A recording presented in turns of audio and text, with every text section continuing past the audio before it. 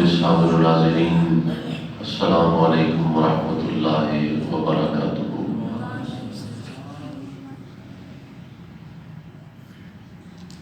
جمادی الثانی کی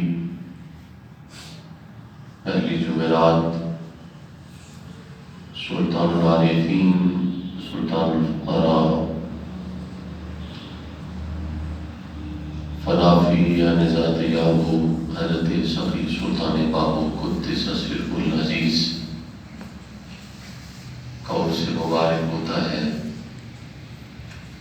آج ان کی بارگاہ میں اپنی محبتوں عقیدتوں کا خراج پیش کرنے کی سعادت حاصل کر رہا ہوں۔ اللہ رب العزت میری آپ سب کی حاضری بارگاہ بابو میں قبول فرمائے۔ حضرت سلطان العارفین سخی سلطان بابو رضی اللہ تعالیٰ عنہ، آپ کی ولادت باسعادت 1039 ہجری کو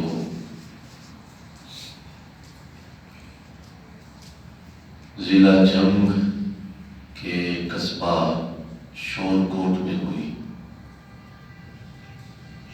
آپ کے والد محترم حضرت محمد بازید نہایت صالح، متقی، پرہیزگار اور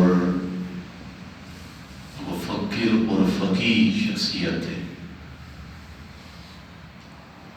اور آپ کی والدہ محترمہ یہ اللہ کی خاص الخاص بندیوں میں شامل تھی۔ ان کا نام حضرت مائی بی بی راستی رحمۃ اللہ علیہ ہے۔ حضرت سلطان بابو رحمۃ اللہ علیہ کی ولادت سے قبل آپ کی والدہ محترمہ کو بذریعہ الہام یا خواب بتا دیا گیا تھا کہ تمہارے گھر میں ایک فرزند ارجمند پیدا ہونے والا ہے، اس کا نام تم نے بابو رکھنا ہے، اور اس بابو کی وجہ سے اللہ ظلمتوں کو دور فرما دے گا اور لوگوں کے سینوں میں اپنا نور داخل فرمائے گا۔ حضرت سلطان بابو اپنی والدہ محترمہ کی اپنی تصانیف کے اندر بہت تعریف فرماتے ہیں۔ جا بجا آپ کی کتابوں میں آپ کی والدہ محترمہ کی تعریف حضرت سلطان بابو کے قلم سے لکھی گئی ہے۔ ایک جگہ آپ نے فرمایا رحمت و غفران و بر راستی، راستی از راستی آراستی۔ فرمایا کہ میری ماں راستی پر اللہ رحمت اور برکت نازل فرمائے کہ جس میری ماں نے میرا نام بابو رکھا ہے۔ بابو کا معنی ہے باخدا۔ کیا معنی ہے؟ باخدا، یعنی وہ شخص جس کو دائمی اللہ کا قرب نصیب ہو چکا ہے، اللہ کا وصل نصیب ہو چکا ہے۔ حضرت سلطان العارفین سخی سلطان بابو کا نام ہے بابو، اور حروف ابجد یہ علم العادات کا ایک علم ہے۔ جس طرح بسم اللہ الرحمن الرحیم لکھا جاتا ہے تو بعض لوگ اسی جگہ 786 لکھ دیتے ہیں، تو یہ علم العادات سے ان حروف کے عادات بنتے ہیں۔ اسی طرح اللہ، اس کی عادات 66 ہیں۔ اسی طرح لفظ محمد صلی اللہ علیہ وآلہ وسلم، اس کے عادات 92 بنتے ہیں۔ اسی طرح باہو کے عادات بنتے ہیں 14۔ کتنے؟ 14۔ اور اس کی حکمت حضرت فقیر نور محمد سروری قادری رحمۃ اللہ علیہ آپ فرماتے ہیں کہ چاند کی تاریخ جب 14ویں ہو جاتی ہے نا تو وہی چاند بدر بن جاتا ہے، مکمل چاند ہو جاتا ہے، اور اس کی روشنی سے اندھیرے چھوٹنے لگتے ہیں، اندھیرے ختم ہونے لگتے ہیں۔ تو فرمایا باہو کے عادات 14 ہیں، یعنی حضرت باہو ایسے مہتاب ہیں اور ایسے آفتاب ہیں اور ایسے چاند ہیں جو 14ویں کے چاند ہیں، اور اتنے مکمل ہیں اور ان کی اتنی روشنی ہے کہ ان کے نام سے ہی اندر کی غلاظت دور ہونے لگتی ہے، اندر کی نجاستیں اور غلاظتیں دور ہونے لگتی ہیں۔ حضرت سلطان باہو، آپ جب بچپنا تھا آپ کا، تو آپ پہ بچپنے سے ایک خاص کیفیت آپ پہ طاری ہوتی تھی۔ اس خاص کیفیت میں اللہ رب العزت کے جلوے اور آپ کی تجلیات کا ظہور حضرت سلطان باہو کے جسم سے آیا ہوتا تھا، اور جس وقت آپ کے وجود و مسعود پر اللہ رب العزت کی تجلیات کی بارش ہوتی تھی، اس وقت اگر کسی کی نگاہ حضرت سلطان باہو پر پڑ جاتی تو اگر وہ کافر ہوتا تو کلمہ پڑھ کر مسلمان ہوتا۔ اور آپ کے عین بچپنے میں آپ کے والد محترم، چونکہ اورنگزیب عالمگیر کے زمانے میں تھے حضرت سلطان باہو، تو اس وقت آپ کے والد محترم جو حضرت محمد بازید تھے، وہ اورنگزیب عالمگیر کے تحت کام کیا کرتے تھے، ان کے پاس بڑے معاملات تھے حکومت کے۔ تو آپ کے والد محترم کے پاس ہندو آئے، سکھ آئے، سارے کے سارے کہ اپنے بچے کو نہ باہر نہ نکالا کرو، جیسے یہ باہر نکلتا ہے تو ہمارے چھوٹے چھوٹے معصوم بچوں کی زبان سے کلمہ طیبہ جاری ہو جاتا ہے، تو یہ اپنا مذہب چھوڑ دیتے ہیں، تو اس کو باہر نہ نکالا کرو۔ تو آپ کو قید کر دیا گیا حضرت سلطان باہو کو۔ پھر جس وقت، اب بچہ تو بچہ ہی ہوتا ہے نا، تو جس وقت آپ باہر نکلتے تو کوئی بچہ باہر نہ نکلتا، بلکہ بڑا بھی کوئی باہر نہ نکلتا جس کا مذہب کوئی اور ہوتا۔ تو سلطان باہو گلیوں میں اکیلے پھرا کرتے، کبھی ادھر جاتے، کبھی ادھر جاتے، کبھی ادھر جاتے، کبھی ادھر جاتے۔ تو بعض لوگ چھتوں سے دیکھنے کی کوشش کرتے کہ گلی میں کوئی ہے تو نہیں جو وہاں موجود اور کلمہ پڑھ کے کہیں مسلمان ہی نہ ہو جائے۔ تو جب چھتوں سے خواتین حضرت باہو کو دیکھتی، یا کوئی ہندو یا سکھ مرد دیکھتا، تو جب چھتوں سے بھی چھپ کر دیکھتے تب بھی کلمہ پڑھ کر مسلمان ہو جاتے۔ پھر انہوں نے چھتوں سے بھی دیکھنا چھوڑ دیا، ترک کر دیا کہ جب باہو گلی میں ہوگا تب کوئی بھی اسے دیکھے گا نہیں۔ تو حضرت سلطان باہو رضی اللہ تعالیٰ عنہ، آپ کی شان بڑی بالا ہے، بالا سے بالا ہے، اللہ نے بڑا مقام اور بڑا مرتبہ دیا آپ کو، اور پھر آپ کی والدہ محترمہ نے آپ کی خاص تربیت فرمائی، چونکہ آپ ولیاں تھی، والد بھی درویش فقیر تھے، تو ان دونوں کی تربیت سے حضرت سلطان باہو رضی اللہ تعالیٰ عنہ کو اللہ نے بہت ہی خاص مرتبہ عطا فرمایا، بہت خاص۔ آپ فرماتے ہیں کہ بچپنے کا واقعہ حضرت سلطان باہو اپنی کتاب کے اندر نقل فرماتے ہیں کہ ایک مرتبہ میں کہیں جا رہا تھا تو رستے میں ایک بزرگ مجھے ملے، وہ بڑے خوبصورت گھوڑے پر سوار تھے، تو انہوں نے کہا کہ میرے گھوڑے پر سوار ہو جا، تو میں انکار نہ کر سکا چونکہ وہ خوبصورت بزرگ تھے، نہایت خوبصورت بزرگ۔ جب میں گھوڑے پر سوار ہوا تو میں نے دیکھا کہ گھوڑا زمین پر نہیں چل رہا،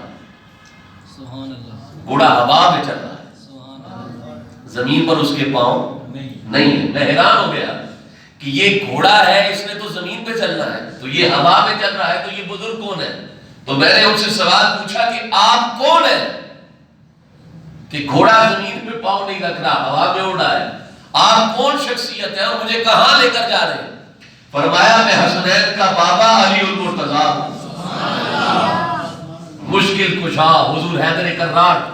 فرمایا میں علی ہوں اور تجھے بارگاہ رسالت میں حضوری کے لیے لے کے جا رہا ہوں، حضور نے تجھے یاد فرمایا، تو حضرت سلطان باہو فرماتے ہیں کہ میں عین بچپنے کے عالم میں سوار ہو کر بارگاہ رسالت میں مجھے حضوری کا شرف نصیب ہوا تو آقا علیہ الصلوۃ والسلام نے مجھے اپنی خوبصورت گود میں بٹھا لیا. پھر حضور نے مجھے اٹھا کر سیدنا صدیق اکبر کی گود میں رکھا. پھر آپ نے حضرت عمر فاروق کی گود میں رکھا. پھر عمر فاروق سے حضرت عثمان غنی کی گود میں. پھر مولا علی مشکل کشا کی گود میں. پھر مولا علی مشکل کشا نے اٹھا کر امام حسن کی، امام حسین کی، سیدہ کائنات کی گود میں رکھا. پھر سب کی گود میں ہوتے ہوئے آقا علیہ الصلوۃ والسلام نے حضور شہنشاہ بغداد سرکار غوث اعظم کی گود میں رکھا اور فرمایا کہ یہ میرا بیٹا ہے، میرا بیٹا ہے، میرا نوری حضوری فرزند ہے. تو عبد القادر جیلانی تو نے اس کی تربیت کرنی ہے، تو نے اپنے سلسلے کا فیض اسے دینا ہے. پھر حضور شہنشاہ بغداد نے حضرت سلطان باہو کی کو تلقین فرمایا، ارشاد فرمایا اور ان کی خاص تربیت فرمائی. یہ آپ کے بچپنے کا معاملہ ہے. تو جس کا بچپن حضور کی گود میں گزرا ہوگا تو اس کی جوانی کا عالم کیا ہوگا. اللہ نے اس کو کس کس مقام سے نوازا ہوگا اور کن کن مقامات سے نوازا ہوگا. ایک مرتبہ ایسا ہوا کہ آپ بیمار پڑ گئے. جب آپ بیمار ہوئے تو اس وقت خاص قسم کے حکیم ہوتے تھے. وہ دیکھ کر پہچان جاتے تھے کہ یہ اس کو کیا بات ہے. نبض پہ ہاتھ رکھتے تھے تو پتہ چل جاتا تھا. تو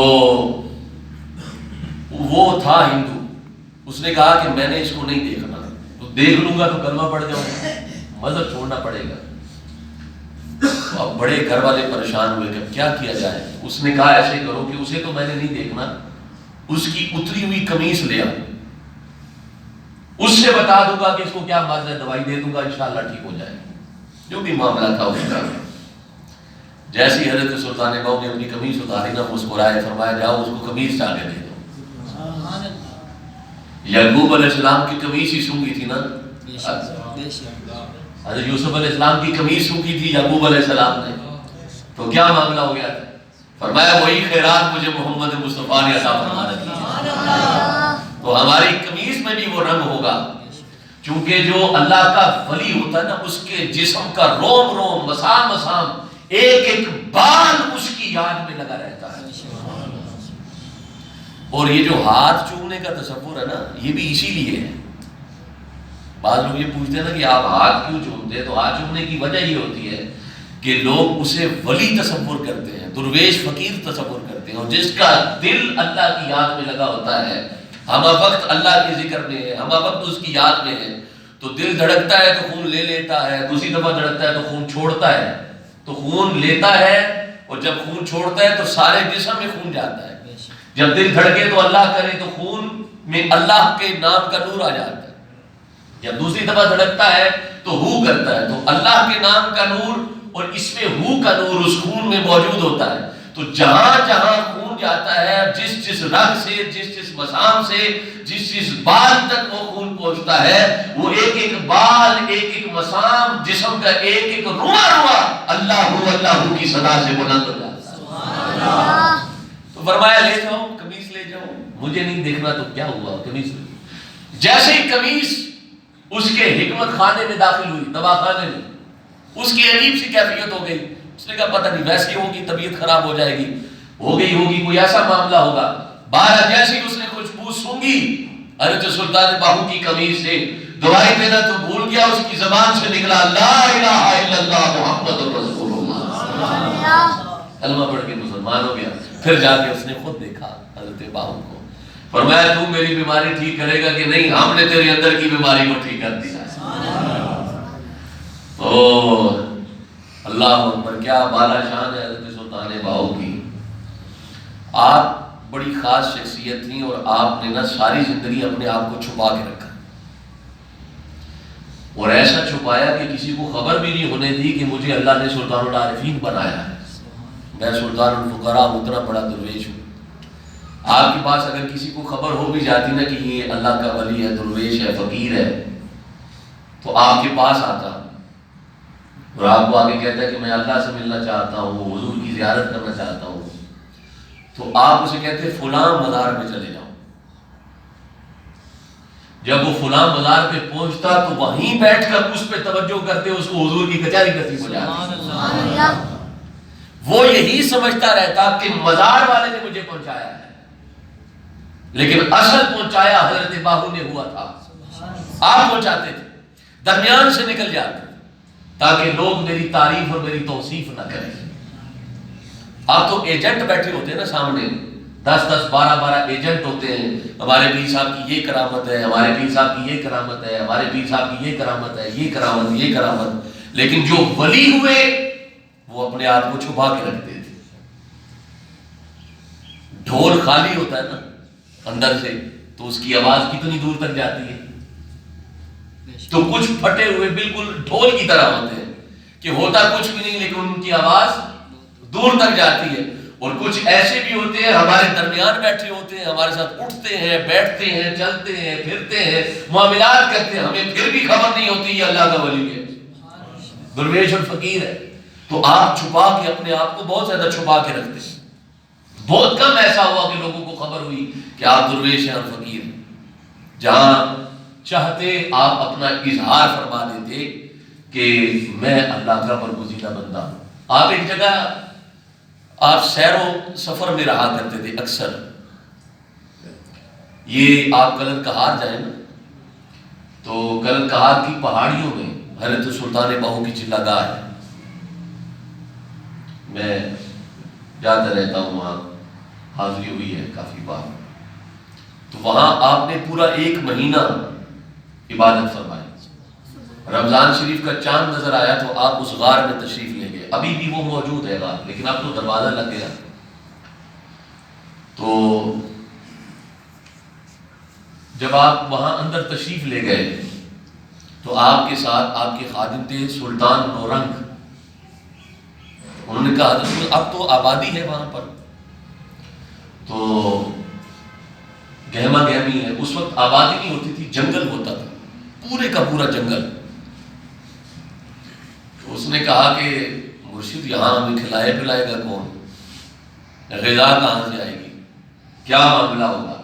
فرمایا اللہ نے کہا نہیں ہے وَمَا مِن دَابَّةٍ فِي الْأَرْضِ إِلَّا عَلَى اللَّهِ رِزْقُهَا، میں نے ہر مخلوق کو رزق دینا ہے، تو رزق اس کی ذمہ داری ہے۔ حضور شہنشاہ بغداد سرکار غوث اعظم فرماتے ہیں آسمان اگر لوہے کا بن جائے نا، آسمان لوہے کا بن جائے اور زمین پہ آگ برسنے لگے اور آسمان سے پتھر برسنے لگے، پھر بھی مجھے اللہ پہ یقین ہے کہ میں بھوکا نہیں مروں گا، کیونکہ اللہ نے رزق کا وعدہ کر رکھا ہے۔ تو رزق کی پریشانی نہیں کرنی چاہیے، رزق جو اللہ نے نصیب میں لکھا ہے وہ ہر صورت ملے گا، ہر صورت ملے گا، اس کی پریشانی نہیں۔ فرمایا کہ اللہ نے فرمایا کہ اس نے رزق دینا ہے تو بندوبست ہو جائے گا۔ جب آپ اندر تشریف لے گئے، صبح سحری کا وقت ہوا، ایک ہرن آیا، اس کے ایک سینگ میں دسترخوان ہے اور اس میں ایک روٹی ہے اور دوسرے سینگ میں دودھ کا پیالہ لٹکا ہوا۔ تو حضرت باہو نے فرمایا کہ یہ تیری سحری کا بندوبست ہے، سحری کر لو۔ فرمایا آپ کیا کریں گے؟ فرمایا ہماری سحری اللہ کے ذکر سے ہوا کرتی ہے اور ہماری افطاری بھی اللہ کے ذکر سے۔ آپ بحالت تشہد وہاں تشریف فرما ہو گئے، وہیں بیٹھے رہے پورے کے پورے 29-30 دن، اور جب چاند نظر آیا، نکارے بجنے لگے، لوگوں کی آوازیں آنا شروع ہوئیں، تو آپ ایسے آنکھ کھولی اور کہا نورنگ یہ کس چیز کی آوازیں ہیں؟ فرمایا حضرت پورا مہینہ گزر گیا، چاند عید کا نظر آ گیا ہے۔ فرمایا پھر ہمیں 1 مہینے کا پتہ بھی نہیں چلا، 1 مہینہ میں بیٹھا رہا اسی حالت میں، 1 مہینہ آنکھیں بند کر کے بیٹھا رہا۔ تو حضرت سلطان نورنگ نے فرمایا حضرت آپ 1 مہینہ اس کے جلووں میں گم رہے، میں آپ کو تکتا رہا، میں آپ کی زیارت کرتا رہا، اور پورا 1 مہینہ وقت پہ سحری آئی اور وقت پہ افطاری آئی۔ تو حضرت سلطان باہو ایک جگہ سے گزر رہے تھے، ڈیرہ غازی خان کے علاقے سے، کچھ اور درویش فقیر بھی آپ کے ساتھ تھے۔ تو درویشوں کو بھوک لگ گئی، ان کے پاس آٹا موجود تھا، تو ان خاتون کو کہا کہ تم ہمیں آٹا گوندھ کے روٹی بنا دو۔ اس نے کہا میں روٹی کیسے بنا دوں کہ میری بچی ہے، اس کی آنکھوں میں درد ہے، تو اگر گود سے اتارتی ہوں وہ روتی ہے، چلاتی ہے، تو وہ روٹی نہیں مجھے بنانے دے گی، تم ایسے کرو، تم آٹا گوندو، تنور گرم کرو، اور میں تمہیں جلدی سے روٹیاں بنا دوں گی، اتنا کام تم کر دو۔ تو حضرت بابو نے فرمایا کہ تم آٹا گوندو، تنور گرم کرو، روٹیاں بناؤ، بچی کو میں خود سنبھال لوں گا۔ اس کو پنگوڑے میں ڈالو، جھولے میں ڈالو، اس کو جیسے ہی رکھوں گی وہ رو پڑے گی۔ فرمایا کہ تو نہ، تیرا کام پنگوڑے میں رکھنا ہے، آگے میری ذمہ داری ہے، اس کو چپ میں خود کرا لوں گا، میری ذمہ داری۔ اس نے آپ کی بات مانی، نے پنگوڑے میں رکھا، تو حضرت سلطان باہو نے اللہ اکبر، اللہ ایسا فقیر سب کو نصیب فرمائے۔ حضرت سلطان نے پنگوڑا دیکھا نا تو سارے تکیا پنگوڑے پہ ہاتھ رکھا، اور ہاتھ رکھ کے ایسے جھولا دے کر کہا اللہ ہو۔ کیا کہا؟ بلند آواز سے کیا کہا؟ ایک دفعہ کہا اللہ ہو، ایک دفعہ صرف کیا کہا؟ اللہ ہو، ایک دفعہ اللہ ہو کہا، اس بچی کے نازک سے چھوٹے سے دل سے اللہ ہو کی آواز آنے لگی۔ اس کا دل اللہ ہو اللہ ہو اللہ ہو اللہ، زبان بند ہو گئی، رونا ختم ہو گیا، آنکھیں سوکھ گئی، دل اللہ کے ذکر میں لگ گیا، اللہ ہو اللہ ہو کرنے لگا۔ جیسے ہی دل کی دھڑکن بیدار ہوئی، اللہ کے ذکر میں لگی، جسم کے روم روم سے، ایک ایک بال سے، ایک ایک مسام سے اللہ کا ذکر بلند ہونے لگا۔ بچی خاموش ہو گئی، بچی خاموش ہو گئی۔ ماں نے کہا کہ مار تو نہیں دیتا؟ وہ بھاگتی ہوئی آئی، تنور گرم تھا، ہاتھ میں آٹا لگا ہوا ہے، بھاگتی ہوئی آئی اور آ کر کہا کہ میرے مار تو نہیں دیتے میری دین؟ اتنی جلدی یہ کیسے خاموش ہو سکتی ہے؟ فرمایا میں نے اسے مارا نہیں، ایسا زندہ کر دیا ہے کہ مرنے کے بعد بھی اس کی قبر زندہ رہے گی، اس کی قبر کی مٹی سے بھی اللہ کی آوازیں آیا کرے۔ تو اس نے جب یہ دیکھا، چادر ہٹائی، تو اس کا نازک سا دل اللہ سے دھڑک رہا۔ اس کی زبان سے بھی اللہ جاری ہو گیا۔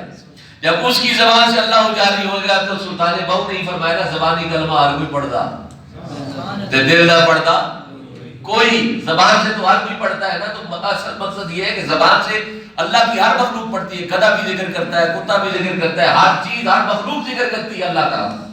انسان کو اللہ نے اشرف المخلوقات بنایا ہے۔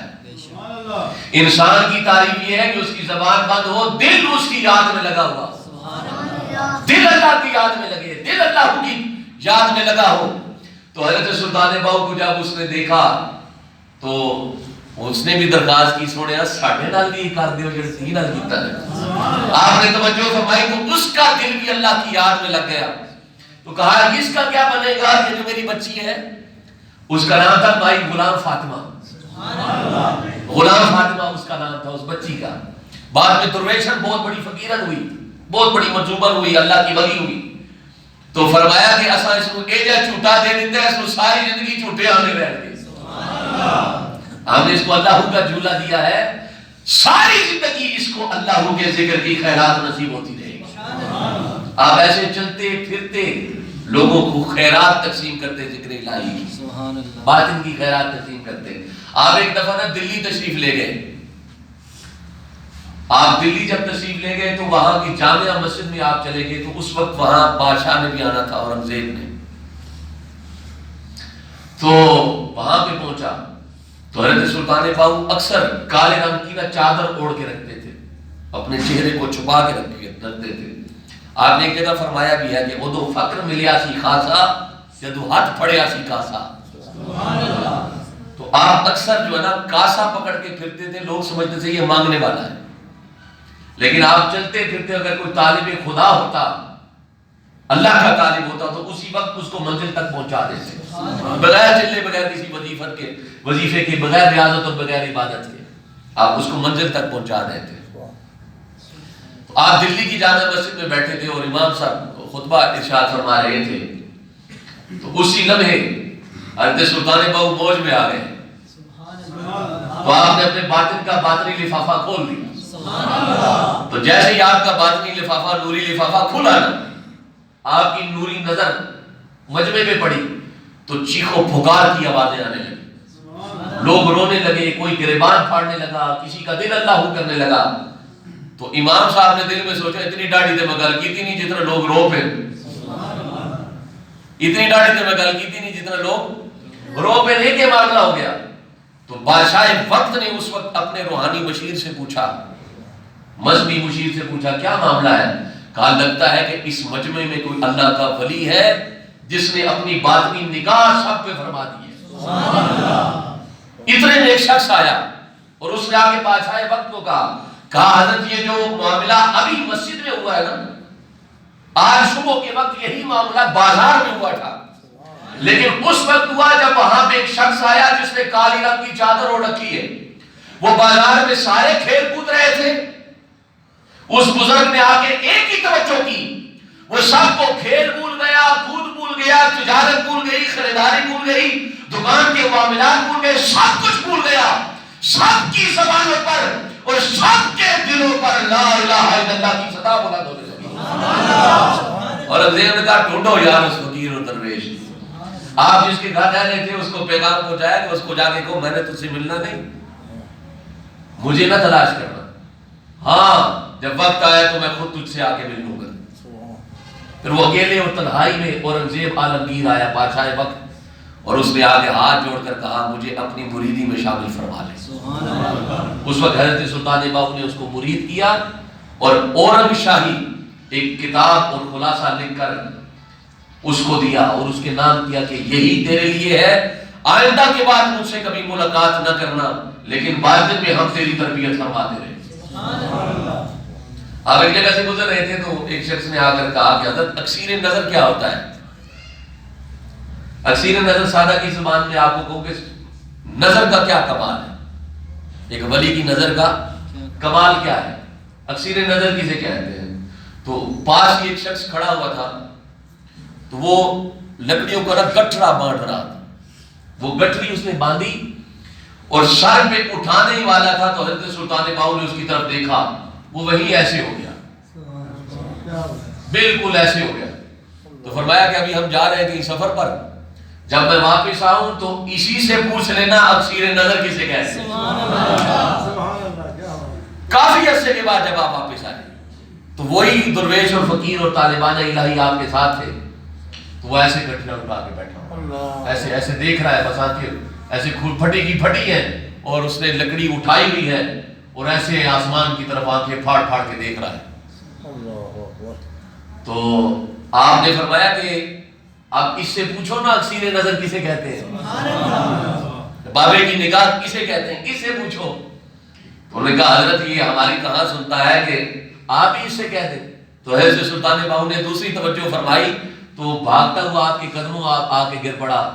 اس نے کہا حضرت بس جہاں تھا وہیں پہنچائے، جہاں پہ تھا وہیں پہنچا دے، اب یہاں رہنا نہیں چاہتا، اس دنیا میں نہیں رہنا چاہتا، جہاں تھا وہیں پہنچا دے، جو دیکھ رہا تھا وہی دکھا دے، جو قرب نصیب تھا وہی قرب عطا فرما دے.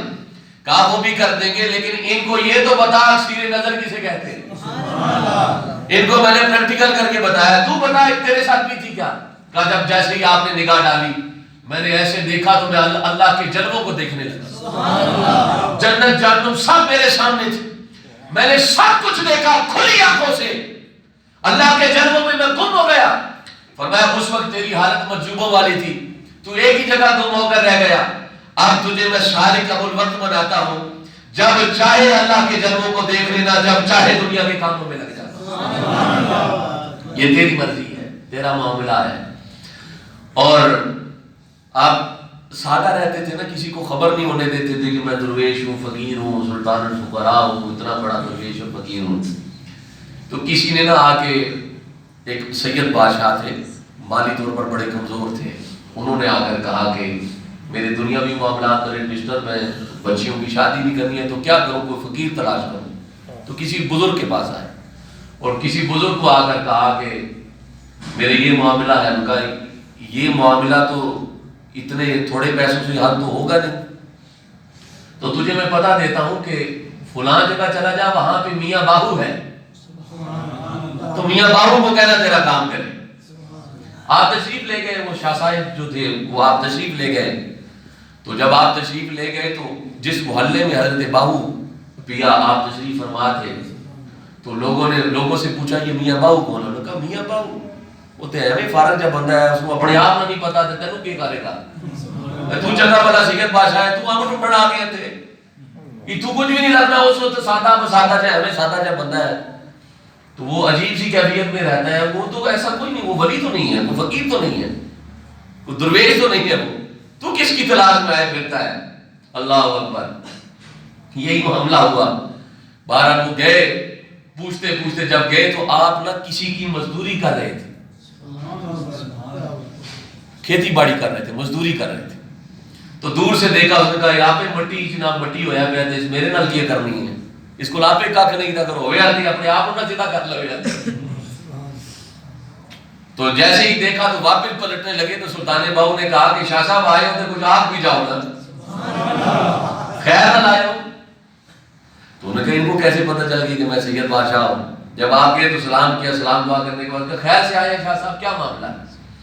انہوں نے کہا حضرت یہ مسئلہ ہے، بچیوں کی شادی فلانا فلانا یہ۔ کہا ایسے کہ مجھے نا بول کی حاجت ہے، یعنی چھوٹے پیشاب کی مجھے حاجت ہے، تو میں آتا ہوں۔